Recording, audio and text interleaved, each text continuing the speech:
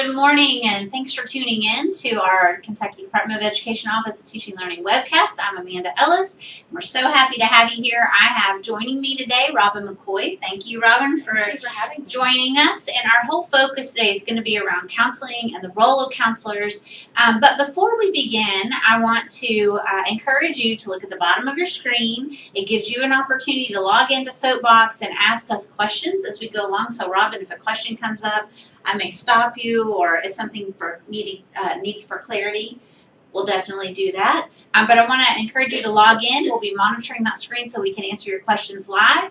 But what we're going to be doing is hearing from Robin today on the comprehensive school counseling. So Robin, I'm going to turn it over to you. Great. I'll come back at the end. We'll address any additional questions in the Fast Five. Great. I'm excited to be here. I've talked to many of your school counselors across the state. They're doing some phenomenal things, and I'm happy to share with you the direction that the department is taking with comprehensive school counseling. I'm going to share with you today information about myself, information about statistics around our state with school counseling, and also our kind of a call to action of what we want our school counselors to do and the initiatives that the department is taking or are taking. So I'm excited to share those today with you. First, we'll start with an introduction to myself. I want to tell you that I have been hired as the Comprehensive Guidance Counseling Program Coordinator for the department. This need was initiated by our commissioner.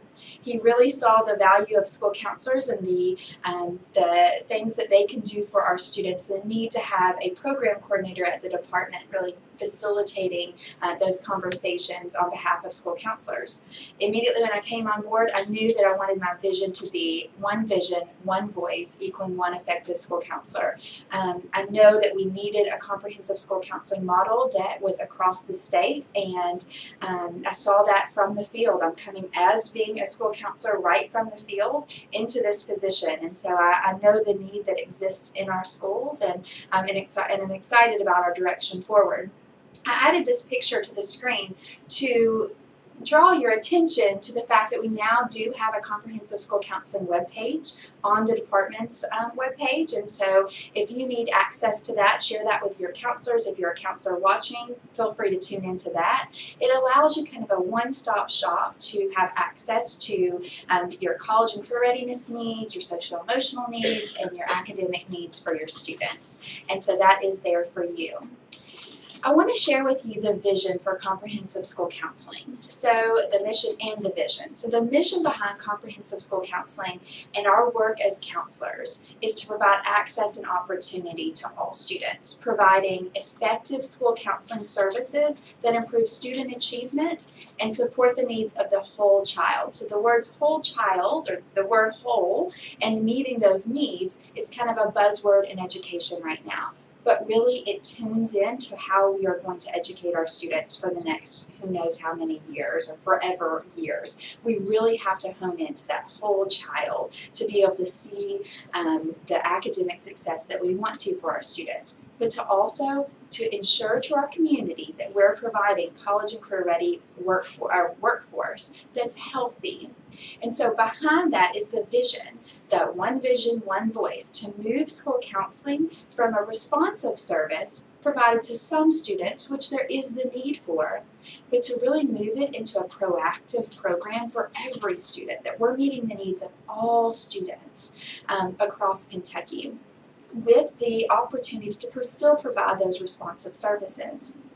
And so again, I'll just draw your attention to that bottom part of that mission, the fact that we are providing to our community these really college and career truly ready students that are healthy. And so that gets into the pillars of school counseling. We have college and career readiness that your school counselor should be doing, opportunity and access, and social emotional behavioral health needs, and meeting those needs of our students. So your school counselor should hone into these three pillars. One, ensuring students attain those necessary knowledge, skills, dispositions to successfully transition to the next level of his or her education and career. Think essential skills. Your school counselors can be a facilitator of that, and it would be an excellent opportunity on the leadership staff to be able to take ownership of that and leading that charge. Opportunity and access, they're providing the equitable availability to research-based student experiences. So we know that School counselors are often big parts of scheduling. They definitely should have that and that conversation with students and providing that let's make plans going forward and we're meeting those direct needs of students. But also the social emotional health needs of students. School counselors have to own their training. We are possibly the only ones in your building with that kind of background. Hopefully there are more partners in that, but if not, they are the ones in the building that can handle, think about your students that are with suicide ideation or there's bullying issues. They can really facilitate those conversations in a healthy manner. And so let me draw your attention to some facts about our students in Kentucky. So what do we already know about students in Kentucky? And school administrators, I'm leading you in this webinar to be thinking about how we use our school counselors and their role, but also this will lead to better achievement for our students because they will be healthier individuals. So let's look at some emerging trends. And these are not excellent, these are not good things. I'm just going to draw your attention to a couple of them because you can read the screen. 8.2% of our 10th graders reported attempting suicide last year. That's a big number for our 10th graders. We have 8,500 students that are in protective out-of-home placement. These are trauma that these students are experiencing. We have 13% of our student population with parents who are incarcerated. We have 72.2% of our students who use marijuana one or more times a month before this survey was taken. And think about this, we have 1,200 students in DJJ services that are out of home placement. And then we know that we have about 50% of our kindergartners who are not ready for kindergarten. Those are some emerging trends. We also know that there are big numbers behind our students who are reporting adverse childhood experiences. These adverse childhood experiences are child abuse and childhood neglect and emotional needs growing up with mental illness in the home, substance abuse in the home, loss of a parent to a divorce, abandonment, separation, and the prevalence of this is huge. Thus, I'm laying the groundwork for you all to see we have some big needs in Kentucky and amongst our students that have to be met if we want to see the academic success that we have already laid the groundwork for in Kentucky. Let me show you this number. 59% of adults are saying that they experience adverse childhood experiences during their childhood. That's while they're in our school system. So they may not have experienced it at school, but those kids are coming to our buildings with those experiences. And we know that out of those 59%, that 64% of them are more than likely to have experienced more than one ACE. So we'll go back and say what an ACE is. It's really that child abuse, the child neglect, and the emotional neglect that includes substance abuse. So those are really big numbers for Kentucky, and we know that the impact of those ACEs is childhood obesity, early age of first intercourse, that risky behavior, teen pregnancy, bullying, but also our increase of drug use at an earlier age. So early initiation of tobacco use, drug use, alcohol abuse, and self-mutilation, mutilation and suicide. But this is a number that will resonate, I believe, with every administrator, teacher, staff out there. We have a great four-year graduation rate in Kentucky with 89.8%. It's something to be commended. We are on the trajectory upward. However, in workforce participation in Kentucky, we are at 57.6% of our population. So we're seeing a gap between high school graduation and workforce participation. This is where your school counselor should come into effect. We can do more in Kentucky. And in fact, we know the role of school counselors is a bit undetermined in Kentucky, but the department wishes to look forward in a direction to really providing a comprehensive model to meet those needs and those statistics. So we did a survey of school counselors in Kentucky, and we surveyed 202 school counselors, and 36% of those were high school counselors, 21% were middle school, and 25% were elementary. 4% were among the 0 to 8 or 0 to 12 grade levels. But we know 53% of those school counselors surveyed have only one school counselor in their school, and they're serving an average of 445 students. We know that 44% of them have admitted, or reported rather, dedicating less than 50% of their time providing direct services to students. We know that 57% of them dedicate more than 20% of their time on program management and school support activities, which are needed, but more than 20% is edging into providing those direct services to students. We know that 98% of those surveys know that they should be addressing social emotional health needs because of the trauma that our students in Kentucky are experiencing. 74% even believe that that impact is huge amongst their students and the progress and the growth they see in their students. But we know that 74% of those same counselors dedicate less than 50% of their time on those social emotional activities, with 39% of them reporting that it's less than 25%. Also, thinking back to our graduation rate and our workforce enrollment rate, is 94% of our school counselors know that they need to meet the needs of college and career readiness for our students. But 49% have reported they dedicate less than 25% of their time on that. And that doesn't come out of not wanting to provide, but the ability to provide. And so a call of action has come from both our Secretary of Education and our Commissioner of Education. Jacqueline Pitts in the Business News Source reported that our Secretary, Hal Heiner, wants to see all students, in dual credit before graduating high school. They would like to see us use career counseling, whether it's on our career coaches or on our school counselors, to ensure the success of all students in Kentucky. He has said that there's a huge information gap when it comes to high school students receiving guidance on their future.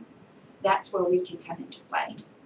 Also, our Commissioner of Education, Dr. Pruitt, has said that counselors often are being assigned duties that take them away from their primary job to provide support to children, that we have work to do, and isn't that the truth?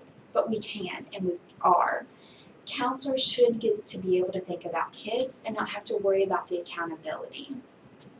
And one of the biggest things we've seen come out recently is the SEAC action. SEAC is our state interagency council, and they have really tuned into the social emotional health needs of children across the state. And so they have assembled a social emotional task force to present policy, process and practice recommendations to the SEAC so that they can possibly submit those recommendations to legislators and move that forward, and how we're meeting the needs of our students in social emotional health. We know it's there. We know we can address it, and this is our opportunity through using school counselors.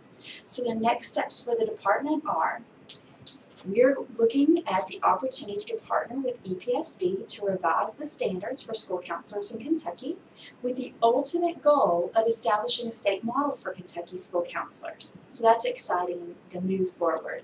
In that, we would also provide implementation plans for school administrators, because I don't want to be naive and think it will be difficult to change the role of a school counselor, but it's not impossible, and we will meet those students' needs.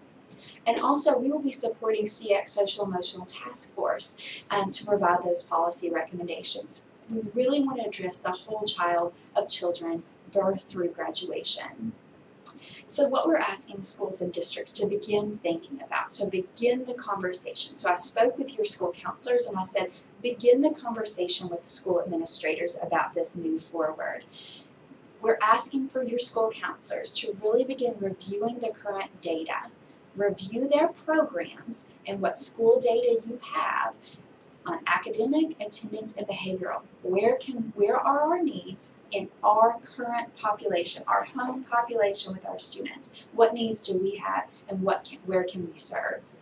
And that school counselors, they really have to think about establishing their beliefs and their goals to make a mission and a vision for their comprehensive school counseling programs. We want those to align with the school and the district's mission and vision, and the ASCA mindsets and behaviors. ASCA is our national association that provides us with our standards nationally. They're excellent, and they show us how to really meet the academic, social, emotional, and college and career ready needs of our students. But also to begin identifying collaborators for implementation. Like I said, we know that it will be a challenge to change the role of a school counselor, but there is a way to do it, and it's about collaborating together identifying those people who can share hold in the movement forward, and then develop an action plan. Your school counselors really should be honing into those 3 pillars: college and career readiness needs, academic needs, and social emotional health needs of our Kentucky students. So I'll draw your attention back to why we even want to have this conversation. We have a call to action from our secretary and our commissioner, and we know that we have a responsibility to really ensure to our community that we're providing healthy, college and career ready students for our workforce. We want to move from responsive to proactive. So I'm glad that you were able to tune in with us today. If you were not able to tune in, to listen to the recording and see that our direction from the state is really intentional in how we want to serve our students. We know there's a need, and we're ready to respond to that need. And so now Dr. Ellis is going to join us back to share the 5 things before you to know before you go. Thank you, Robin, so much. So far we don't have questions, but I'm going to give people time to type out if they have any. I am going to bring your attention to 5 things to know before you go. I know most of you are ready to go out the door and have a break, but just want to keep this on your radar. The Civics Test Manual is available and offers guidance to districts to prepare for the administration of the legislatively required exam. Remember, this is a graduation requirement that was put into law this past spring. And so, as you can see on your screen, if you have specific questions, Lauren Galicchia would be your point of contact, and the webpage has all the resources that you need. Also, we've had a lot of questions on our course code project. Robin's a part of this as well, a path toward equitable access. So this is not a clerical thing to do, but it is really the movement towards equitable access to courses and quality education and experiences. And so just a reminder that we did release November 9th the webinars for the principals to share with staff as well as with superintendents. It was in, we were also a part of the DAC monthly webinar, and of course our future dates for January 10th at CASIS mid-year training. We will have a session on course code leads for master schedulers and technical staff. Please try to be a part of that. And January 15th is the day that we will release the course code documents, additional webinars, standards alignment documents, everything you're going to need for the 18-19 planning. We know you are in the throes of scheduling. This is the very best we could do, and we are very sensitive to your timelines and are trying to make sure you have exactly what you need. But January 15th, it will be available. And then March and or April, we will schedule another CASIS user group training as a follow-up. Robin is our point of contact, the fine lady that you've heard from for the past few minutes. She can answer any questions. Also, Title I Part A revised allocations are now posted. Again, you can look on the KDE Federal Grants webpage or the Title I Part A, contact your Title I Part A consultant to address that. Both school year applications must be updated in GMAP to reflect the new allocations. District coordinators will receive notice when each application is ready to update. Any questions, reach out to the consultant assigned to your district for specifics. And then the last piece is the intervention tab reminder. Of course, there is information on the Infinite Campus intervention tab. Just a reminder, it's a little bit different this year. All ESS students who participate in ESS, whether it be daytime or after school, data must be entered through Intervention tab. All students served through the Mathematics Achievement Grant, or excuse me, Achievement Fund Grant, the MAF is what we call that. Also, all students who are served through the Read to Achieve Grant, the RTA grant. All 3-year focus schools for students scoring novice on state assessments. That is still in place. And this year, the different pieces, you do not have to record the high school interventions, but all K-3 student interventions for Tier 2 and Tier 3 in reading, writing, mathematics, and behavior should be recorded starting in January. That is something that's different and was outlined in Senate Bill 1, 2017. For more information, you can certainly reach out to Jared Sloan or April Pieper, and they would be happy to address any of your concerns or answer questions. Other than that, that is pretty much it. It looks like, Robin, no questions. But if you do have questions regarding counseling, if you have questions about your programs, what the role of counselors could be, how do we look forward to our new system, the multiple important areas in which counselors service schools, it's important to be thinking about that strategically. It's a very strategic position to have in your school. It will be a reported piece as a part of Opportunity and Access. So this is something that is a priority for the Kentucky Department of Education as well as Dr. Pruitt, as Robin had mentioned earlier. So we encourage you to reach out, challenge Robin with your situation, and think through some possible solutions about how to best use those resources in your school. Kids so desperately need those wraparound services, no matter what they are, no matter what their age. So thank you for being here. We want to wish you all happy holidays and a very, very happy new year, and hope that you take some time to re-energize and come back ready for the 2018 year. Thank you for tuning in and have a great day.